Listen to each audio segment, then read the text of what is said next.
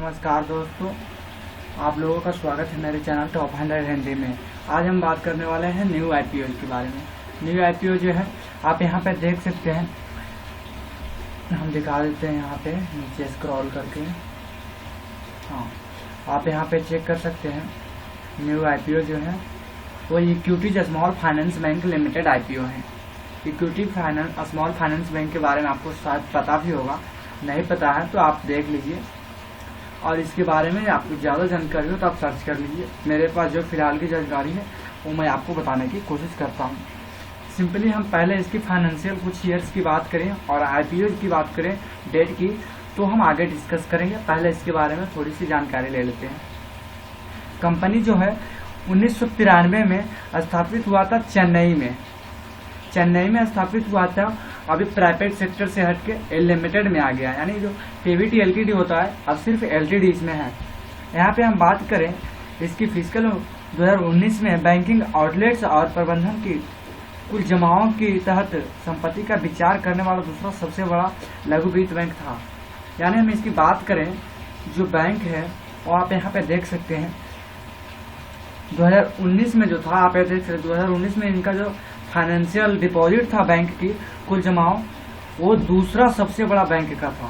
यानी किसी पहला नंबर में किसी और बैंक का होगा, दूसरा नंबर में इन्हीं का था, इक्विटी स्मॉल फाइनेंस बैंक का।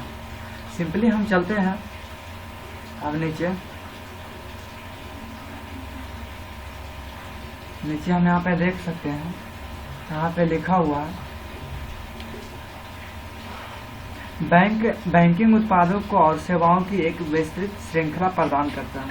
ये तो सभी लोग जानते हैं कि बैंक जो है वो हम लोगों को, आप लोगों को एक बैंकिंग सेक्टर्स के लिए एक कंपनी की तरह काम करती है। और हम इसके बारे में कुछ और जानकारी लेते हैं। कंपनी वित्तीय समावेशन, आवास वित्त, वाहन वित्त और एमआई वित्त को बढ़ावा देने वाले माइक्रो फाइनेंस ऋण प्रदान करती है। माइक्रो फाइनेंस की हम बात करें तो छोटा जो पीओएस मशीन होता है उसको हम बोलते हैं माइक्रो फाइनेंस के बारे में सिंपली। और ये बैंक जो है आप जैसे एसबीआई, पीएनबी, ये सारे बैंक का आप इसे तुलना कर सकते हैं, कोई दिक्कत नहीं है। और यहाँ पे हम बात करें, ये सारे ऑप्शंस आपको देते हैं जो आपको अदर्स बैंक देते हैं। इसके अलावा बैंक चालू खाता भी है, यानी करंट अकाउंट भी चलते हैं, वेतन खाते यानी सैलरी अकाउंट भी चलते हैं, बचत खाते आप यहाँ पे देख सकते हैं। सारे इनके जो अकाउंट है आप यहाँ पे देख सकते हैं। और यहाँ पे हम बात करें इनकी, और एटीएम भी मिलता है और फाइल टैक्स की जानकारी करने की सुविधा भी प्रदान करती है। और इनका जो जोखिम प्रबंधन ढांचे है, रिस्क जो है वो अन्य जमा खाते के मतलब अन्य दूसरे बैंक के तुलना में थोड़ी सी कम है, क्योंकि इनकी जो डिपॉजिट है वो भारत के दूसरे नंबर पर आती है बैंक में, यानी किसी पहले बैंक से दूसरे नंबर पर आते हैं। इस वजह से इनके अकाउंट में जो पैसे हैं आपके, उसमें थोड़ा सा रिस्क बहुत कम है। और इनका जो ब्रांच है वो 30 सितंबर 2019 तक 15 स्टेट, यहाँ पे आप देख सकते हैं 30 सितंबर 2019। और इनका जो रिस्क है वो मैनेज करती हैं, ये खुद कंपनी मैनेज करती है और किसी को ये अपनी नहीं देती है मैनेज करने की इजाज़त। और हम यहाँ पे बात करें, इनकी जो एटीएम है वो 322 एटीएम्स हैं और यहाँ पे 853 बैंकिंग आउटलेट्स हैं। और यहाँ पे हम एटीएम्स काफ़ी अच्छे हैं, 322 एटीएम्स हैं, महानगर में होंगे ज़्यादातर एटीएम्स। मैं आपको बता दूं यहाँ पे 853 बैंकिंग आउटलेट्स हैं, यानी इनके जो बैंक हैं वो 853 ब्रांचेस हैं। आप सोच सकते हैं इतना कम ब्रांचेस के बावजूद इतने दूसरे नंबर पर आ जाते हैं, तो समझ सकते हैं इनकी फाइनेंशियल ईयर्स की हम देख लेते हैं आगे। यहाँ पे हम कम्पिटिटिव स्ट्रेंथ की बात करें तो यहाँ पे एक ग्राहक केंद्रित संगठन जो बिना किसी खंड और रेखांकित किए गए खंड पर ध्यान केंद्रित करता है, यानी इनका जो है वो डायरेक्टली ग्राहक पे फोकस करते हैं, ना कि दूसरे पे फोकस करते हैं।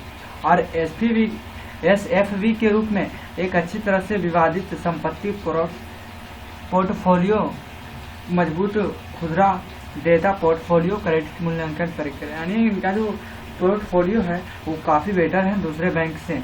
कंपनी के हम परचार्ज की बात करें, यहाँ पे देख सकते हैं company promoters equities holdings limited is the promoter of the company, यानी इनका जो प्रमोटर से खुद है, किसी दूसरे को नहीं है, ना ही इनका बारे में किसी और दूसरे का नाम दिया गया है जो हम आपको बता सकते हैं। कंपनी के हम पिछले कुछ फाइनेंशियल ईयर की बात कर लेते हैं। तो फाइनेंशियल ईयर्स की हम बात करें तो वहाँ पे आप देख सकते हैं मिलियंस में दिया गया है। तो हम फाइनेंशियल 18 से लेकर हम 20 तक की बात करेंगे। तो हम सिंपली पीछे से चलते हैं, ना कि आगे से। पीछे से हम टोटल पहले हम एसेट की बात देख लेते हैं। एसेट जो है आप यहाँ पे देख सकते हैं, काफ़ी अच्छी एसेट्स हैं इनकी। यहाँ पे देख सकते हैं 133,011.50 मिलियंस हैं इनकी जो एसेट्स हैं। और यहाँ पे 31 मार्च 2018 तक में था। और आगे हम देख लेते हैं 31 मार्च 2019 की। तो हम तुलना करें 31 मार्च 2018 से 19 में, तो काफ़ी बड़ा है। 157 × 626.91 मिलियंस हैं। यानी हम तुलना करें इससे और इसमें तो काफ़ी फ़र्क पड़ जाती है। यहाँ पे 31 मार्च 2020 की हम बात करें तो इसमें भी काफ़ी फ़र्क पड़ रही है। आप देख सकते हैं 193,145.47 मिलियंस हैं। आप यहाँ देख सकते हैं काफ़ी फ़र्क पड़ रहा है एसेट्स में इनका, काफ़ी। और यहाँ पे हम 2020 की हम बात कर लेते हैं 30 जून की। तो यहाँ पे आप देख सकते हैं 208,921.39 मिलियंस हैं, जो काफ़ी मतलब एक तरह से इंक्रीज करता जा रहा है, दर साल दर इंक्रीज करता जा रहा है। यहाँ पे हम पहला नंबर ये हमें मुझे समझ में नहीं आ रहा है। 31 मार्च 2019 में इनका जो पोर्टफोलियो था, एसेट्स था, वो 193 था, यहाँ पे 208 हो गया है। यानी हम 7.8 यानी 15 का मार्जिन यहाँ पे हम देख रहे हैं। काफ़ी अच्छी एसेट्स इनकी बन रही है। अब यहाँ पे हम रेवेन्यू की बात करें तो रेवेन्यू की हम देख लेते हैं, थोड़ी सी रेवेन्यू टोटल की देख लेते हैं। तो 31 मार्च 2018 के सबसे पहले हम देखते हैं तो 17,729.03 मिलियन इनका जो रहा है 31 मार्च 2018 में।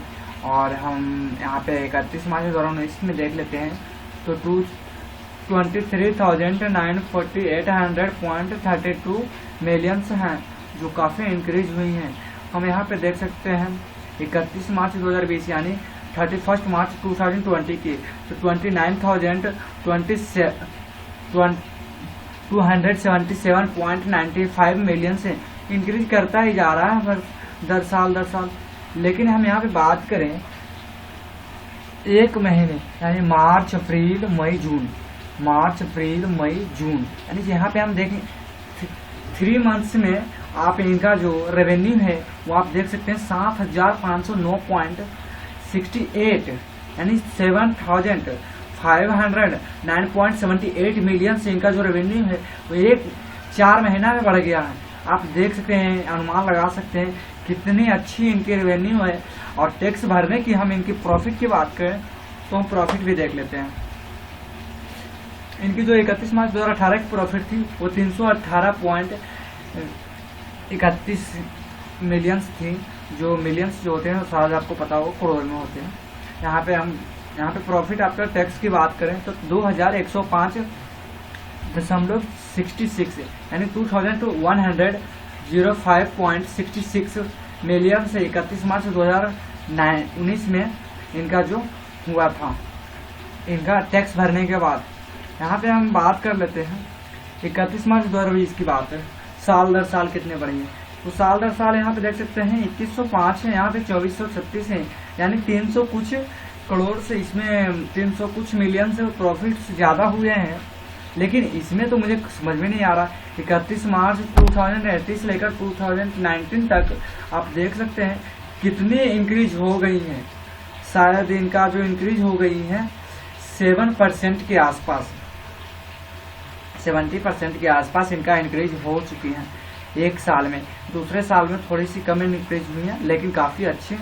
लेकिन हम जैसे ही 31 मार्च 2020 के बाद देखते हैं 30 जून 2020 में तो 576 करोड़ से यानी 576.71 मिलियन से इनका जो प्रॉफिट हुआ था वो आपको 4 मंथ में ही दिखाई देने लगा है।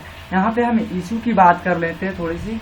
हमने यहाँ पे देख लिया और इनके जो डेट्स हैं वो कब कब आ रहे हैं थोड़ी सी हमें देख लेते हैं। इनकी जो बैंकिंग के भविष्य हम इनकी जानकारी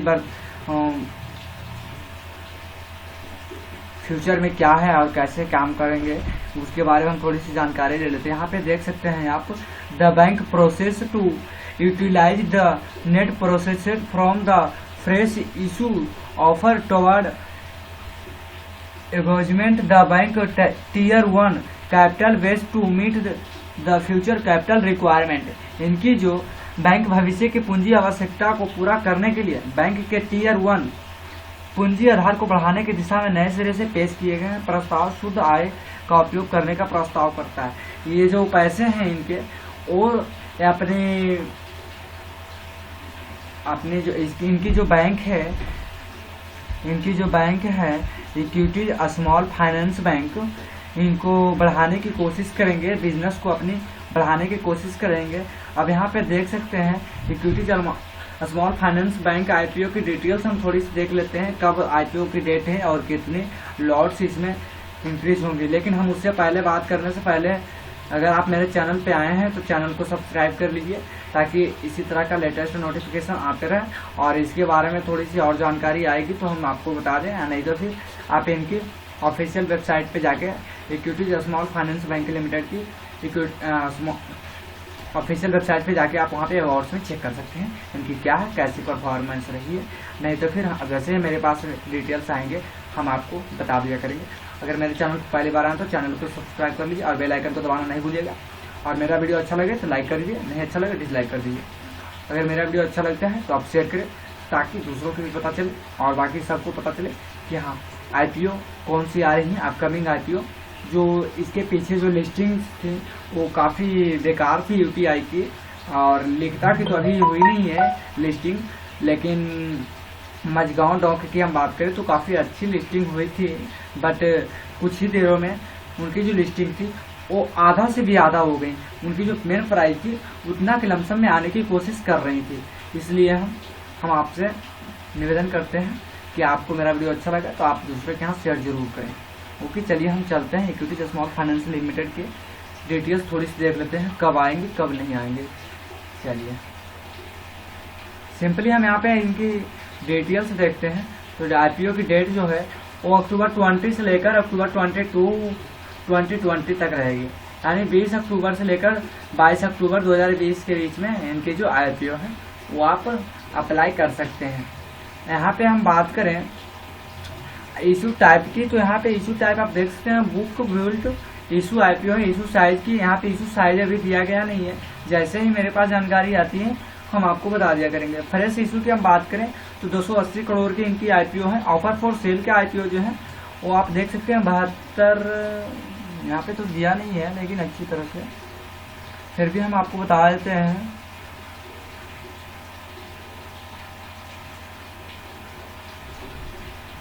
7 करोड़ 20 लाख इक्विटी शेयर्स हैं इनके जो सेल कर रहे हैं, ऑफर कर रहे हैं। और यहाँ पे हम देख लेते हैं थोड़ी सी इनकी जो मार्केट लॉट है वो भी नहीं दिया गया है, मिनिमम ऑर्डर क्वांटिटी भी नहीं दिया गया है, लिस्टिंग ऐड की दिया गया है। बीएससी और एनएससी दोनों पे लिस्ट होंगे। यहाँ पे हम देख लेते हैं आईपीओ टेंटिव डेट या टाइम टेबल की। तो बिड ओपन होगी, इनकी ऑफर ओपन होगी 20 अक्टूबर 2020 को और बिड क्लोज होगी, यानी ऑफर जो क्लोज होगी वो 22 अक्टूबर 2020 की। Financial of basis of allotment की हम बात करें 27 अक्टूबर 2020 की। एक तरह से आप फेस्टिवल की आईपीओ एक आ रही है क्योंकि दशहरा आ जाएगी, यानी विजयदशमी रहेगी, उसके पहले थोड़े से लिस्ट होने के चांसेस तो नहीं है, लिस्ट होंगे दशहरा के बाद ही। चलिए इनकी जो अलॉटमेंट होगी आपके अकाउंट में पता चल जाएगा अलॉट हुआ या नहीं हुआ 27 अक्टूबर को।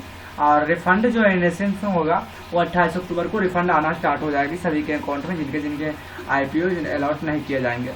और credit for share to demat account है, आपके जो डीमेट अकाउंट है उसमें आपका आईपीओ अलॉटमेंट हो जाती है तो 29 अक्टूबर 2020 तक में आपके अकाउंट में चले जाएंगे। और आईपीओ शेयर्स लिस्टिंग की डेट की बात करें तो 2 नवंबर 2020 को आईपीओ के जो एनएससी और बीएससी दोनों पे लिस्ट हो जाएगी, वहां से आप चेक कर सकते हैं। और यहाँ पे मेरी जो राय है, मेरे ख्याल से मुझे जैसे ही कुछ पता चलता है मैं आपको बताने की कोशिश करूंगा वीडियो बना के, लाइव तो मेरी अभी हुई नहीं है, नहीं तो फिर मैं लाइव ही बता देता। आप लोग सपोर्ट करें तो ज़्यादा से ज़्यादा लाइव आने की कोशिश करेंगे जल्दी से जल्दी। लेकिन अभी तो मेरे सब्सक्राइबर्स कम हैं, इस वजह से हम लाइव नहीं आ सकते, लेकिन लाइव आएंगे ज़रूर हम। और हम बता दें आपको, इनके जो DHRP एडमिशन हैं उनके हम थोड़ा सा देख लेते हैं। दिनांक 25 सितंबर 2020 सेबी द्वारा अनुमत, सेबी जो क्या बोलते हैं एक गाइडलाइंस जारी किया था, उसके हम थोड़ी देख लेते हैं। सेबी द्वारा अनुमत छूट के लिए कंपनी ने अपने DRHP के लिए अपने इक्विटी शेयर्स के प्रस्तावित IPO के लिए अपने ऑफर आकार को संशोधित करते हुए नीचे के रूप में एक विशिष्ट दायर की थी। ताजा का आकार तो 5,500 मिलियन से घटाकर 2,800 मिलियन तक कर दिया गया है। कंपनी द्वारा ऑफर फॉर सेल के माध्यम से पेश किए गए इक्विटी शेयर्स की संख्या 80 करोड़ इक्विटी शेयर्स से घटकर 72 करोड़ इक्विटी शेयर्स तक हो गई है। यानी गाइडलाइंस जो जारी हुई थी, जो हम आपको दिखा रहे हैं यहाँ पे, वो घटा दिया गया है। पहले जो था इतना था, हम दिखा देते हैं, 5,500 मिलियंस की इशू साइज इन्होंने ऑफर किया था। लेकिन जैसे गाइडलाइंस आई सेबी का, तो इन्होंने चेंज करके 2000 यानी आधा कर दिया। एक तरह से आप देख सकते हैं, आधा तो नहीं हुआ बट आधा करने की कोशिश किए हैं, आप देख सकते हैं। और यहाँ पे हम इक्विटी शेयर्स की बात करें तो ये भी काफ़ी कम कर दिए हैं। यहाँ पे हम देख लेते हैं। और योग्य कर्मचारी के लिए कर्मचारी आरक्षण अंश ये 50 मिलियन से घटकर 10 मिलियन तक, यानी इनका जो कर्मचारी हैं उनके लिए भी 50 मिलियन तो जो पहले था वो अब 10 मिलियन कर दिया गया है।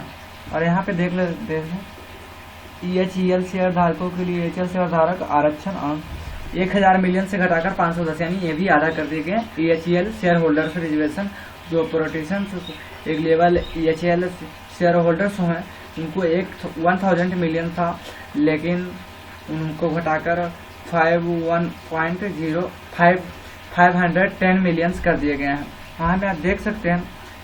यहाँ पे आरक्षण की हम बात कर लेते हैं QIB की, तो QIB की 50% से अधिक नहीं है, और NI की बात करें तो 15% से कम नहीं। और हम यहाँ पे रिटेल की बात करें तो रिटेल का जो 35% से कम नहीं।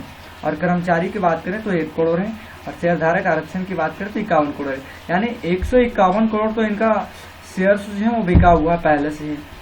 तो फिर इसमें बचेगा ही क्या, तो आप ही डिसाइड कर सकते हैं ना। और यहाँ पे हम देख सकते हैं इनका जो नीचे थोड़ी सी कुछ जानकारी अगर रहती है तो हम बता देते हैं। इनकी जो अलॉटमेंट्स हैं उनके बारे में भी दिया नहीं गया है, लेकिन जैसे दिया जाए, हाँ दिया गया है। इनकी जो फाइनेंशियल बैंक IPO रजिस्ट्रार हैं वो है के फिंच प्राइवेट लिमिटेड। इस पर आप जाके अलॉटमेंट चेक कर सकते हैं। सिंपली इस पे जाके आप चेक कर सकते हैं अलॉटमेंट हुआ या नहीं हुआ, सिंपली यहाँ से आप चेक कर सकते हैं। और जैसे ही मेरे पास जानकारी आती है इसकी हम आपको बताने की कोशिश करेंगे। और मेरी पर्सनल राय क्या है इसमें बुक करने की, IPO के लिए अप्लाई करने की, जैसे ही मैं मुझे कंफर्म होता है कि अप्लाई करूं या ना करूं, मैं आपके पास पहुंचाने की कोशिश करूंगा। चलिए इतना ही बस इस वीडियो में, मिलते हैं अगले वीडियो में। और जाते जाते मैं बता दूं कि आपको फिर से बता दूं, अगर मेरा वीडियो अच्छा लगे तो लाइक कर दीजिएगा, नहीं अच्छा लगे डिसलाइक कर दीजिएगा। और आप ज़रूर कमेंट करिएगा आप इसमें अप्लाई कर रहे हैं या फिर नहीं कर रहे हैं। ओके फ्रेंड्स, मिलते हैं अगले वीडियो में। Okay friends, thank you, bye bye.